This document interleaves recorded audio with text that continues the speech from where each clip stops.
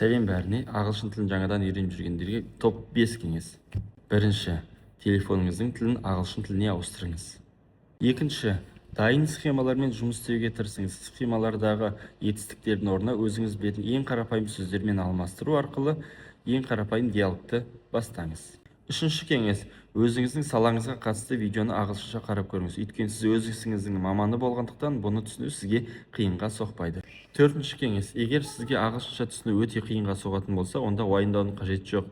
Өйткені бұндағы маңызды мәселе түсіну емес, процестің жалғасуы. Сондықтан ең маңызды сөздерді ғана сөздіктен қарап, қалғанын сіз қайтадан еститін болғандықтан, бұған уайымдаудың қажеті жоқ. Бесінші кеңес, өте белгілі информацияларды ағылшынша іздеп көріңіз. Мысалы үшін, Қазақстанның жер көлемі, Қазақстанның халқының саны, экономикалық жағдай тағы да басқа нәрселерді.